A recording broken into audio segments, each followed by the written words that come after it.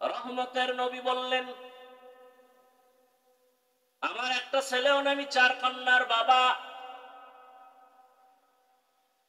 বাবা অসুস্থ হয়ে গেলে ছেলেরা অতিষ্ঠ হয়ে যায়, আর ভালো লাগে না, তাড়াতাড়ি জালালি খতম করায় মারা দরকার। কিন্তু একটা মেয়ে যত যেখানে থাক পাগল হয়ে যায় বাবার একটা নজর দেখার জন্য, সহ্য করতে পারে না। এরে ভাই, রহমতের নবীর আদর্শ, কন্যা হত্যা বন্ধ হয়ে গেল। রহমতের নবীর আদর্শ এত সুন্দর, মক্কার খারাপ মানুষগুলো যখন নবীর আদর্শের মালা গলায় পড়ল, আসমান থেকে জিব্রাইল এসে লিস্টি দিয়ে দিলেন। রহমতের নবী ঘোষণা দিয়ে দেন, এই লিস্টিতে যাদের নাম আছে বিনা হিসাবে জান্নাতি। কয়জনের নাম? কয়জন? 10 জন। কয়জন? 10 জন সাহাবা জান্নাতি। জানা থাকলে বলেন, প্রথম সিরিয়ালে কার নাম, দ্বিতীয় সিরিয়ালে কার নাম, তৃতীয় সিরিয়ালে কার নাম, চতুর্থ সিরিয়ালে কার নাম? এদেরকেই আবার বলা হয় খোলাফায়ে রাশিদিন। রহমতের নবী বলেন, আলাইকুম বিসুন্নতি ওয়া সুন্নাতিল খুলাফাইর রাশিদিন আল মাহদিয়িন। আমার আদর্শ সুন্নত, আমার খোলাফা যারা খলিফা এদের আদর্শের নাম সুন্নত। আঁকড়াইয়া ধরো, তাহলে তোমাদের জীবন সফল হবে। আমারটাও সুন্নত, আমার ছাত্র, আমার খলিফা সাহাবায়ে কেরামের আদর্শ সুন্নত। তারা আমার কেমন খলিফা, যে তারা রাশেদিন, নির্ভেজাল পথ দেখানেওয়ালা। বলে কেমন নির্ভেজাল? মাহদিয়িন, চূড়ান্ত হেদায়াত প্রাপ্ত আমার পথ প্রদর্শক। জান্নাতের টিকিট হাতে চলে আসলো জিন্দা অবস্থায়। শুধু রহমতের নবীর আদর্শ, আজ অনেকে ভয় আতঙ্কে আছে। হুজুরগো হাতিয়া যা লাগবে দিব, ডবল দিব। কিন্তু হুজুরগো ক্ষমতায় আনা কঠিন, আনা যাবে না। কেন? মহিলারা ভাবে আনলেই হাত মোজা পরাইব, পায়ে মোজা লাগাইবে, দরজায় তালা লাগাই দিবে, বাইরে যেতে পারবো না। একজন নেতাকে জিজ্ঞাসা করা হয়েছিল ইসলামী লাইনের, আপনারা যদি ক্ষমতায় আসেন আমগো সিনেমা হলগুলোর উপায় কি? আপনারা যদি ক্ষমতায় আসেন হুজুরেরা, সিনেমা হলের উপায় কি? সব আগুন দিয়ে দিব। বলে না, সিনেমা হলগুলো আমরা 5 তলা বানাবো এবং প্রত্যেকের মনিটর বড় করব, এবং প্রত্যেকটা সিনেমা হল থেকে আমরা সুন্দরভাবে মনিটরে আমরা সব চিত্র সুন্দর করে সবাইকে দেখাবো, ভিআইপি চেয়ারে বসাবো, এসি লাগাই দিব। এখন তুমি বেগানার নাচ দেখবা, সেদিন আল্লাহর খাস ওলিদের কবরের আযাবের বয়ান শুনবা। সমাজ কেমনে চালাবা ওই বিষয়ে বয়ান। ইসলাম কঠিন কোন ধর্মের নাম না, বরং পৃথিবীতে সুন্দর শালীন সহজ ধর্মের নাম ইসলাম। কত সহজ! ধরে নেন আপনারা 1 গ্লাস পানি পান করবেন, পিপাসা নিবারণের জন্য আমিও পানি পান করি।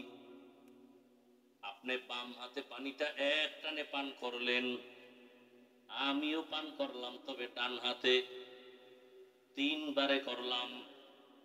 আপনারও পানি পান হয়ে গেল, আমারও হলো, তবে আমারটা মদিনার আদর্শে হলো। এটা কষ্ট? এটা কি কষ্ট? আপনারা মোনাজাত দিয়ে যাবেন, জুতা পরবেন, আমিও জুতা পরব। আপনি জুতা পরবেন, ডান বামের হিসাব নাই, এমন দৌড় দিবেন, হয়তো কিছু দূর গিয়ে দেখবেন আর একজনের জুতা ভাই। এরকম হয়নি? ধরা খাইলে কয় টেস্ট করলাম, আর না খাইলে গেছি গা। আমিও জুতা পরবো, তবে আমি রসুলের সুন্নত অনুযায়ী জুতা পরবো। ডান জুতায় ডান পা আগে যাবে সুন্নত, এরপরে বাম জুতায় বাম পা ঢুকবে সুন্নত। এরপরে যখন আমি হাঁটা শুরু করব, ডান পা দিয়া প্রথম হাঁটা কদম দিব সুন্নত। এটা কষ্টের কি? এটা কি কষ্ট বলেন? খানা খাইতে বসবেন, আমিও খানা খাই, নবীর সুন্নাত হলো আপনি দুই হাতের কবজা পর্যন্ত ধুইয়া খাইতে বসেন, অন্য পাত্রে হাত ধুইবেন, খানার প্লেটে না। আপনার আর দোয়া টোয়া লাগে নাই, এই প্যান্টের মধ্যে একটা মশা দিয়া বা ওই টিস্যু আছে, এটা মশা দিয়া খাইতে বসেন। খায় ডান হাত দিয়া আর বাম হাত দিয়ে লবণ লয়, ভদ্র। কোন হাত দিয়া? বাম হাত দিয়া লয় কেন? এটা বাথরুমে ব্যবহার, এই জন্য একটু ফেলে বার আসে, তার থেকে আলাদা। হাসেন, ওই কুত্তাগুলো, মানুষ রূপী জানোয়ার গুলো আমাদেরকে মানুষই মনে করে পারে নাই। আর জন্মগত ভাবে, সৃষ্টিগত ভাবে তাদের আকল তো অর্ধেক। যত ভিটামিন খাক আর যত ডিগ্রি নিক, পুরুষের জ্ঞানের অর্ধেক। কিয়ামত পর্যন্ত আর ইসলাম ছাড়া নারীর মর্যাদা বাড়াতে পারবে না। আরবের মানুষ ছেলে পছন্দ করে, মেয়ে করে না, অথচ রহমতের নবীর 4 কন্যা, কোনো ছেলে নাই। নবী বলেন, ও কন্যার বাবারা, একটা কন্যা যদি তুমি পাও, তুমি একটা জান্নাতের মালিক। 2 কন্যার বাবা যদি হও, তুমি 2 জান্নাতের মালিক। আল্লাহ খোলা আকাশ, একেবারে আল্লাহর দিকে তাকাইয়া দিলে বুকে হাত দিয়ে বলতে পারবেন, ঘরের মধ্যে একটা কন্যা সন্তান কি গজব না রহমত? একটা সন্তান মায়ের সাথে তেরামি করে, ঘাটতেরামি করে, বাবার সাথে করে, বাবার টাকা চুরি করে, মায়েরটাও কেন? বান্ধবীর সাথে মোবাইলে এমবি ভরে কথা বলতে হবে, সারা রাত আকাম করতে হবে, এই জন্য মায়ের টাকা চুরি করে, বাবার টাকা চুরি করে। কোনো মেয়ে করেনি? করে না। মেয়ে যে বিপরীত সাইডটা আকামের স্লোগান দেয়, ওই টাকা কোনো বাবায় দেয় না, মা দেয় না, ওই বদমাশ যুবক চরিত্রহীন এদিক থেকে টাকা ঢুকাইয়া দেয়। সত্য কথাটা স্বীকার করতে কষ্ট লাগে। ওরে পাওয়ার জন্য এদিক থেকে এমবি ঢুকাইয়া দেয়, তুমি খালি মিস কল দিয়ে তেই যথেষ্ট, আমি এদিক থেকে লাইন ফাইন করে ফেলাম। ও ঘুমের তুইটা দেখে এমবি 1 মাসের আনলিমিটেড, কই তো নাই, রাত্রে ফেরেশতারা দিল। মেয়েরা সত্য কথাটা স্বীকার করেন, মানেন আর না মানেন, কপাল খারাপ হইলে তো মানবেন না। মেয়েরা বাবাদেরকে যেই পরিমাণ কলিজা দিয়া ভালোবাসে, ছেলেরা এত ভালোবাসে না। বলার ঘটনা না, শুনছি, আপনারা ফেসবুক শরীফ চালান, যারা দেখেন নাই, বাবারে ছেলে মাইরা ফেলাইছে, আকাম করতে করতে এটি দেখার আর সময় আছে? আল্লাহ হেদায়েত দান করেন। এবার সেই যুবকরা কম, মিথ্যা বলবি না। তোমার ভাই আছে, বোনও আছে, খেয়াল করো, ভাই তোমাকে বেশি কলিজা দিয়া ভালোবাসে না বোন? এসার বোন নাই, তারা কেমনে বুঝাবো? তোমার যদি বোন থাকতো তো তুমি কোনোদিন অন্যের বোনের উপরে আঘাত করতা না, ইজ্জত নষ্ট করতা না। তবে লিখে রাখ, কেউ যদি অন্যের স্ত্রীর দিকে খারাপ দৃষ্টি দাও, মনে রাখবা তোমার স্ত্রীর দিকে অন্যের খারাপ দৃষ্টি এসে গেছে। তুমি যদি কারো মেয়ের দিকে খারাপ দৃষ্টি দাও, তোমার মেয়ের দিকে অন্যের খারাপ দৃষ্টি আসবে। তুমি যদি অন্যের বোনের দিকে খারাপ দৃষ্টি দাও, তোমার বোনের দিকে অন্যের খারাপ দৃষ্টি চলে আসবে। তুমি যদি অন্যের মায়ের দিকে খারাপ দৃষ্টিতে তাকাও, তোমার মায়ের দিকে অন্যের খারাপ দৃষ্টি চলে আসবে। আল্লাহ হেদায়াত দান করুন। রহমতের নবী বলেন, আমার একটা ছেলে নাই, 4 কন্যার বাবা। 2-1টা ছেলে হইয়া চলে গেছে দুনিয়ার থেকে। মক্কার কাফেরেরা চিল্লায় চিল্লায় কয়, মোহাম্মদের জীবন শেষ। কাকে? মোহাম্মদ যদি মরিয়া যায় তার বংশ আর থাকবে না, ছেলে নাই, বংশ জিয়াইয়া জিন্দা রাখবে কে? কিন্তু আজকে দেখো 1500 বছর হয়ে গেল, ওই বেঈমানের নাম দুনিয়ার কেউ জানে না। আর রহমতের নবীর বংশ এই পরিমাণ তাজা জমিনের মধ্যে আছে। নামাজ নাই, দাড়ি নাই, কিন্তু এমনও আশেকে রসুল, রসুলের মহব্বতে জীবনটা দেওয়ার জন্য রেডি। নবীজির যদিও জন্মগত ছেলে নাই, কিন্তু রসুলের রুহানি সন্তান এ জমিনে অভাব নাই। রহমতের নবী বললেন, আমার একটা ছেলেও না, আমি 4 কন্যার বাবা। বাবা অসুস্থ হয়ে গেলে ছেলেরা অতিষ্ঠ হয়ে যায়, আর ভালো লাগে না, তাড়াতাড়ি জালালি খতম করায় মারা দরকার। কিন্তু একটা মেয়ে যত যেখানে থাক পাগল হয়ে যায় বাবার একটা নজর দেখার জন্য, সহ্য করতে পারে না। এরে ভাই, রহমতের নবীর আদর্শ, কন্যা হত্যা বন্ধ হয়ে গেল। রহমতের নবীর আদর্শ এত সুন্দর, মক্কার খারাপ মানুষগুলো যখন নবীর আদর্শের মালা গলায় পরল, আসমান থেকে জিব্রাইল এসে লিস্টি দিয়ে দিলেন। রহমতের নবী ঘোষণা দিয়ে দেন, এই লিস্টিতে যাদের নাম আছে বিনা হিসাবে জান্নাতি। কয়জনের নাম? কয়জন? 10 জন। কয়জন? 10 জন সাহাবা জান্নাতি। জানা থাকলে বলেন, প্রথম সিরিয়ালে কার নাম, দ্বিতীয় সিরিয়ালে কার নাম, তৃতীয় সিরিয়ালে কার নাম, চতুর্থ সিরিয়ালে কার নাম? এদেরকেই আবার বলা হয় খোলাফায়ে রাশিদিন। রহমতের নবী বলেন, আলাইকুম বিসুন্নতি ওয়া সুন্নাতিল খুলাফাইর রাশিদিন আল মাহদিয়িন। আমার আদর্শ সুন্নত, আমার খোলাফা যারা খলিফা, এদের আদর্শের নাম সুন্নত। আঁকড়াইয়া ধরো, তাহলে তোমাদের জীবন সফল হবে। আমারটাও সুন্নত, আমার ছাত্র, আমার খলিফা সাহাবায়ে কেরামের আদর্শ সুন্নত। তারা আমার কেমন খলিফা, যে তারা রাশেদিন, নির্ভেজাল পথ দেখানেওয়ালা। বলে কেমন নির্ভেজাল? মাহদিয়িন, চূড়ান্ত হেদায়াত প্রাপ্ত আমার পথ প্রদর্শক।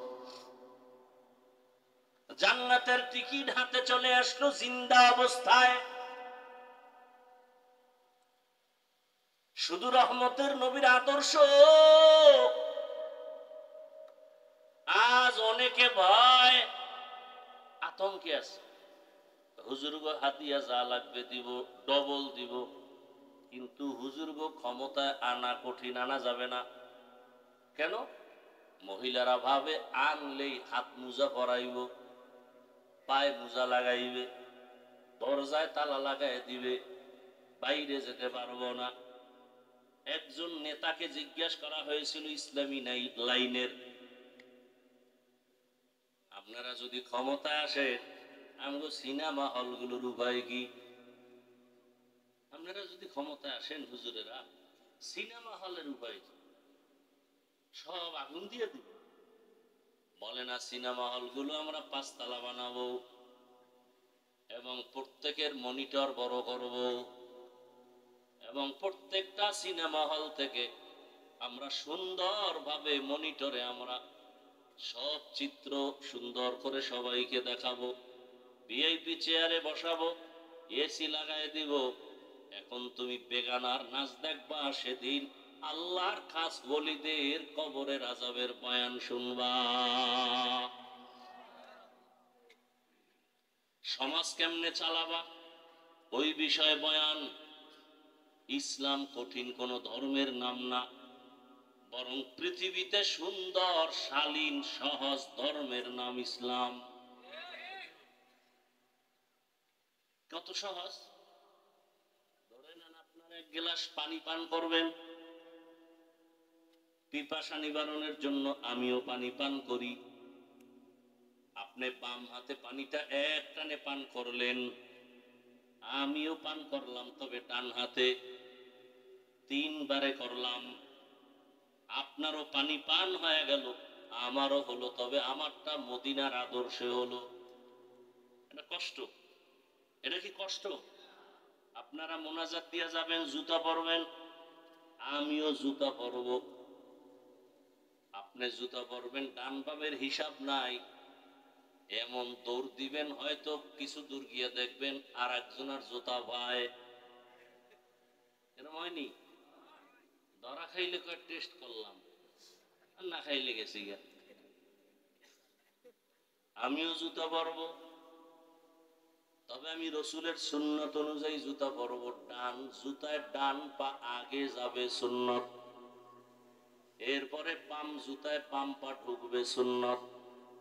এরপরে যখন আমি হাঁটা শুরু করব, ডান পা দিয়া প্রথম হাঁটা কদম দিব, সুন্নত। এটা কষ্টের কি? এটা কি কষ্ট বলেন? খানা খাইতে বসবেন, আমিও খানা খাই। নবীর সুন্নাত হলো আপনি 2 হাতের কবজা পর্যন্ত ধুইয়া খাইতে বসেন, অন্য পাত্রে হাত ধুইবেন, খানার প্লেটে না। আপনার আর দোয়া টোয়া লাগে নাই, এই প্যান্টের মধ্যে একটা মশা দিয়া বা ওই টিস্যু আছে, এটা মশা দিয়া খাইতে বসেন। খায় ডান হাত দিয়া, আর বাম হাত দিয়া লবণ লয়। ভদ্র। কোন হাত দিয়া? বাম হাত দিয়া লয় কেন? এটা বাথরুমে ব্যবহার, এই জন্য একটু ফেলে বার আসে, তার থেকে আলাদা। হাসেন?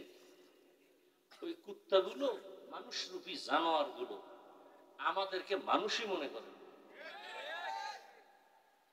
ওর দেখলে কলিজাটা আর লগে থাকে। কিন্তু লিখে রাখো, ইমাম মাহদী আসতেছেন। আমেরিকার খবর লও, সারা দুনিয়ার খবর লও, গুগলে, বাইরে যাওয়া লাগবে না, কোনো হুজুরের হজের দরকার নেই, গুগলে ঢুকো। কি পরিমাণ বিধর্মীরা মুসলমান হচ্ছে, কি পরিমাণ মাদ্রাসা মসজিদ হচ্ছে সারা দুনিয়ায়। মনে হয় যেন, দেখছনি, দৌড় চলতেছে, দৌড়। জালেম আর পাওয়ারে বসতে পারে না, থাকতে পারে না। মনে হয় যেন ইসলামের পূর্বাভাস, ইমাম মাহদী আসার পূর্বাভাস। একটা মানুষও ইসলামের বিপরীত লাইনে থাকবে না পুরো দুনিয়ার ভেতরে। ইমাম মাহদী যখন আসবেন, একটা মানুষও, তখন তার কাছে ইসলাম বড় মজা লাগবে। এই যে আমি টুপি পরি, আপনি পরেন না কেন? মাথা গরম হয়ে যায়। মাথা গরম, আমার তো জীবন হইল না।